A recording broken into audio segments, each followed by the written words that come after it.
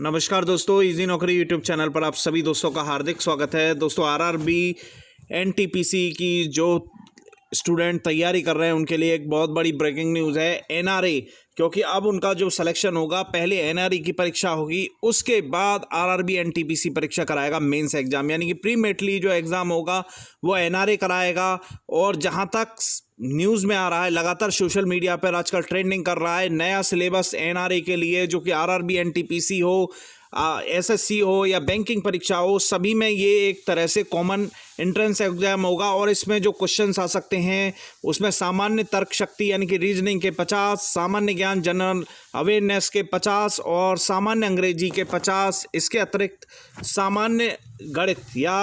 Arithmetic के 50 question रहेंगे। दोस्तों ये सीईटी एग्ज़ाम प्री के लिए सभी, चाहे आप एसएससी की तैयारी कर रहे हो, आरआरबी की तैयारी कर रहे हो या बैंकिंग की तैयारी कर रहे हो, तो ये प्री मेटली एग्ज़ाम एनआरए सिलेबस में बिल्कुल कंफर्म हो रहा है कि यही आएगा। और अगर हम एनआरए सिलेबस को विस्तृत रूप से जानें तो जहाँ तक समाचार आ रहा है कि कुल 4 सेक्शन होंगे, कुल जो क्वेश्चंस की संख्या 200 हो सकती है और 200 ही मार्क्स का हो सकता है और 120 मिनट का टाइमिंग हो सकता है, जिसमें general intelligence, general awareness, quantitative aptitude और इंग्लिश जो है वो इन परीक्षाओं में निश्चित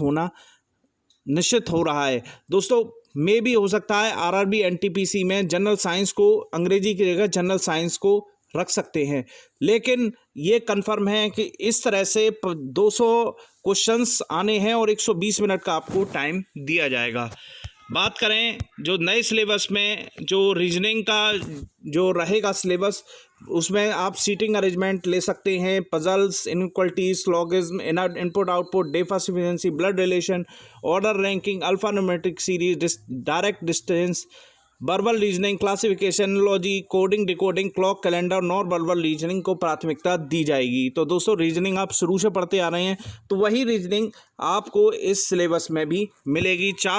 तीनों परीक्षाओं की जब आप तैयारी करेंगे तो बैंकिंग कर लें, एनआरई, आरआरबी, एनटीपीसी कर लें या एसएससी कर लें, तो ये प्री मेटली एग्जाम है, तो रीजनिंग का जो दायरा है वो वही रहेगा। वहीं जनरल अवेयरनेस की बात करें तो जनरल अवेयरनेस में दोस्तों current affairs, banking awareness, GK update, currency, important puzzle, book author, award, headquarter, prime minister scheme, important day, basic computer knowledge और जनरल साइंस से रिलेटेड क्वेश्चन जनरल अवेयरनेस या general science में आ सकते हैं।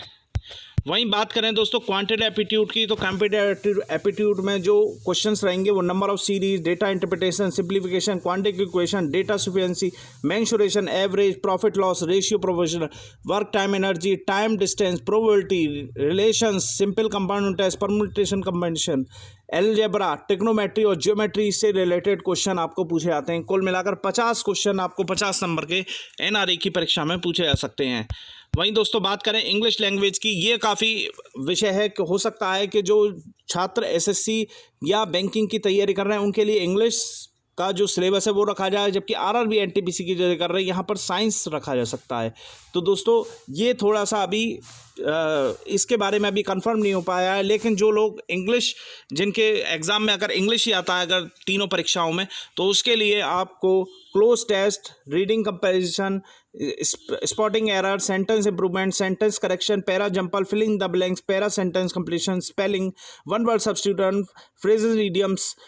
और active passive और narrations को आपको तैयारी करनी पड़ेगी, क्योंकि इस परीक्षा में अगर आपने पास कर लिया तो 3 साल तक आपका ये स्कोर कार्ड वैलिड रहेगा और मेन परीक्षा में, विभिन्न संस्थानों की मेन परीक्षा में आप उस स्कोर कार्ड के आधार पर क्वालिफाई कर पाएंगे। इसके अलावा एनआरए सिलेबस में दोस्तों कुल मिलाकर 4 सेक्शन होंगे। वर्ष में सीईटी या एनआरए की जो परीक्षा है, एनईटी कंबाइंड एलिजिबिलिटी टेस्ट, वो 2 बार होगा और 3 साल के लिए वैलिड होगा। एक सेक्शन में या तो दोस्तों अभी ये कन्फ्यूजन भी है कि जैसे मैंने बताया कि 50 क्वेश्चन हर सेक्शन से पूछे जाएंगे, यानी कि और 120 मिनट का टाइम हो सकता है इसमें 25 क्वेश्चन भी पूछे जाएं और 60 मिनट का टाइम दे दिया जाए, तो ये कुछ भी संभव है। तो दोस्तों अभी तक की ये ब्रेकिंग न्यूज़ है कि 4 सेक्शन के आधार पर प्री मेटली परीक्षा होगी, जिसमें कि